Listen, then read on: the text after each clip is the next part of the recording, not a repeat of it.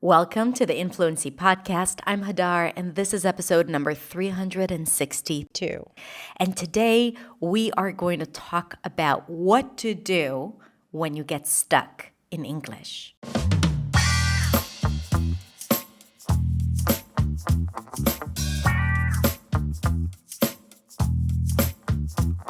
Hey everyone. Thank you so much for tuning in for another episode of the Influency Podcast, because we are always influency. And actually, this idea, influency, is a perfect representation of what we're going to talk about today, because we are going to talk about what to do when you're not influency.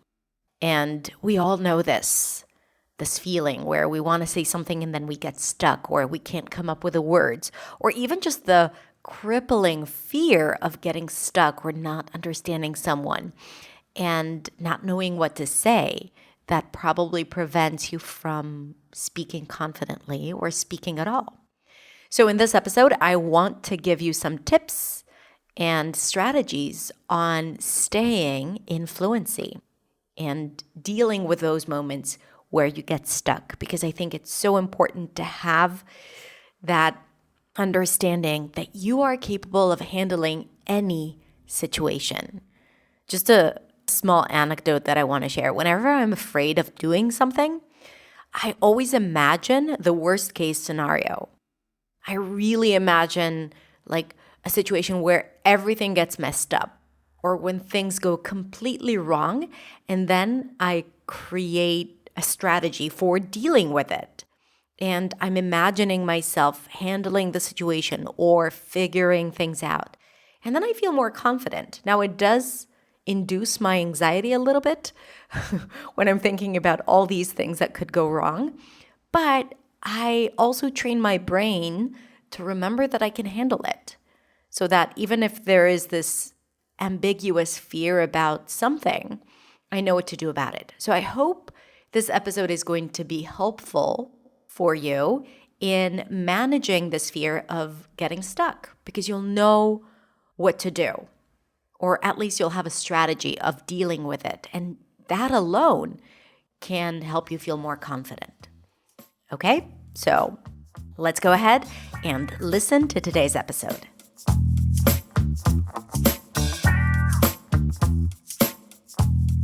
Are you afraid of getting stuck in English? Would you like to learn some strategies and tips on how to overcome situations where you get stuck or feel frustrated because you can't express yourself? If the answer is yes, then this video is for you. Hi, my name is Hadar. I'm a non-native speaker of English, and I am here to help you speak English with clarity, confidence, and freedom. The idea for this video came about after I went live on Instagram and I asked my followers what was their biggest fear when it comes to communicating in English. And 80% of the people responded getting stuck when speaking. For some people, they actually used the words getting stuck. Others just said not finding the right words. And ultimately, that fear of not being able to say what you want to say, and that crippling feeling of silence that triggers a lot of people and makes them feel so afraid to communicate. So in this video, I'm going to talk about why this is so scary, so we can understand the way we think and maybe overcome this fear, not by improving our English, but simply by improving the way we think about it. But then I'm going to give you some strategies on how to come out of a situation where you get stuck. What words to use, what phrases to say, and some strategies on how to start over so you can actually say what you want to say confidently. Now, I know that when you want to say something and your brain goes blank, it is really scary. I remember once when I was in acting school, I had a show and I was singing in front of everyone. And this was a song from a musical that I absolutely loved, and I practiced it a lot, and of course I knew all the words by heart.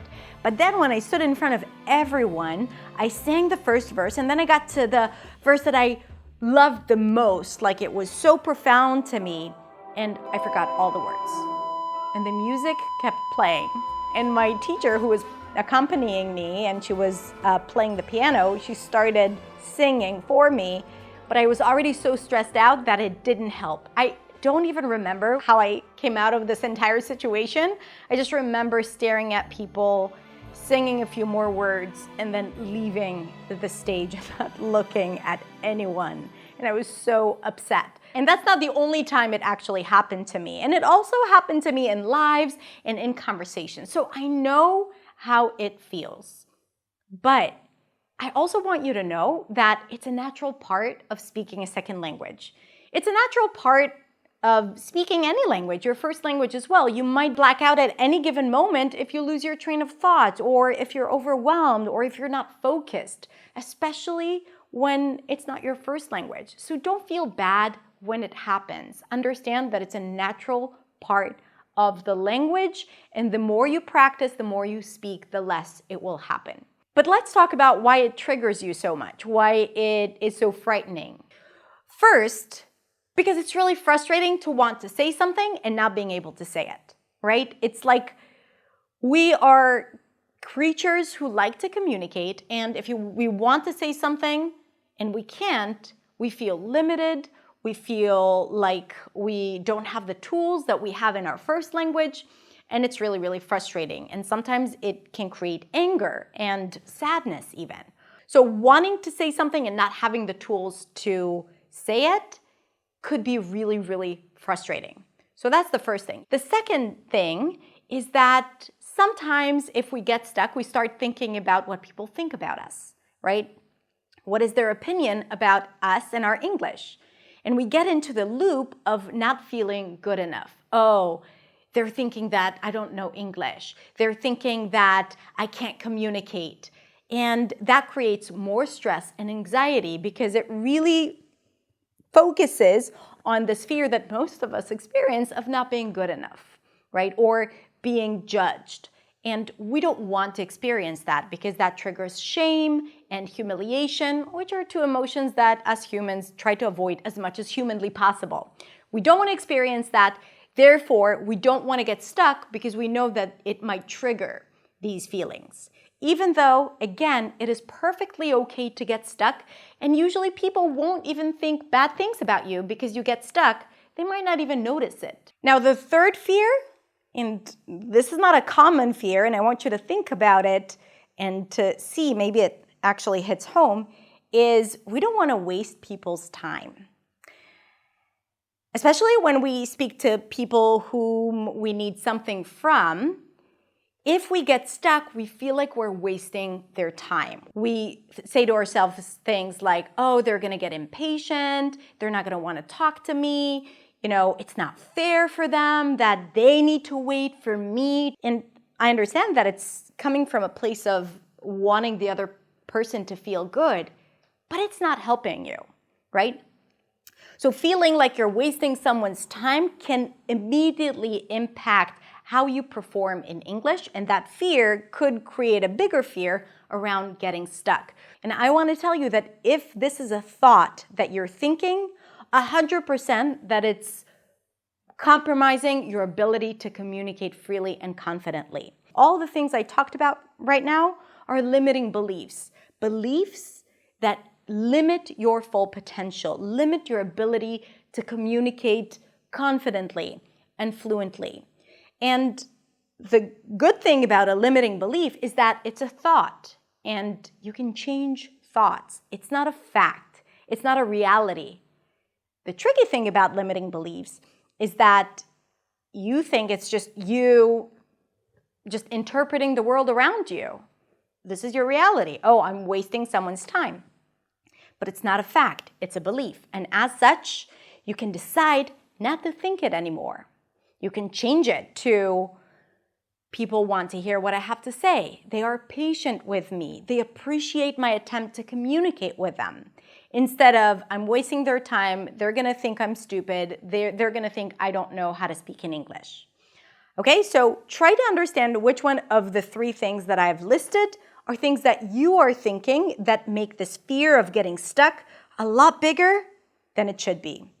And of course, if you can come up with other limiting thoughts, then write them in the comments below and share them with us.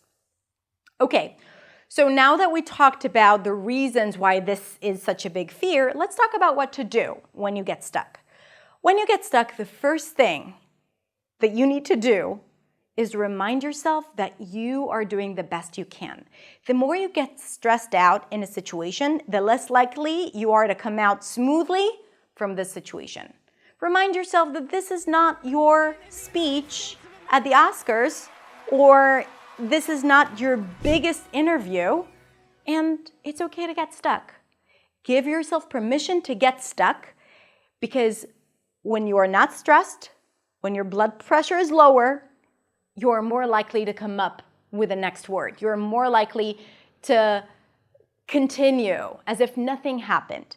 But when you get stressed out, you start thinking about it. Oh, I'm stuck. Oh, they're going to think this. They're going to think that. And then your brain is so busy with the event of being stuck than with what do you actually want to say, right? What is the word that I'm looking for?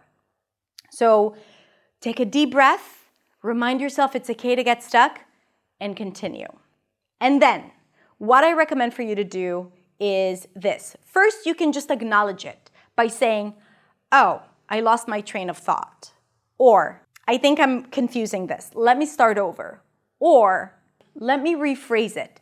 And then you want to start over from the beginning of the idea or the beginning of the sentence. Your brain will find a way to bypass the part where you got stuck and get to the end of the idea. Remember that you have a lot of words to use. Don't focus on that one word you can't remember and feel like, oh, now I won't be able to say this. You can find a word that is similar. You can find an entire sentence that explains it differently. You know how many times in the middle of a live or a video that I'm recording, I can't find a certain word that I'm thinking about or that I want to say, and then I end up saying something slightly differently. Sometimes it's not as good as it could be. Sometimes it actually takes me to a better place. So you never know. You just have to go with the flow, just like you're going on a tour, and sometimes you want to make a right and sometimes you will make a left. You'll end up getting to the same destination. But if you find yourself on this path where you have two roads and you don't know what to do, if you just stay there and get stuck, nothing good is going to come out of it. You're not going to get to your destination. So just find another way. And one of the best ways to do that is to start over. If you can't think of a specific word, let go. Practice letting go of a thought or an idea or an entire sentence and either start over, use a different word, or just say something completely different. It's going to make things a lot lighter and also make you feel a lot more confident when speaking. And the most important thing, don't try to hide it. You speak English as a second language. You are entitled to make mistakes and to get stuck. So sometimes just saying, oh, I'm totally stuck right now.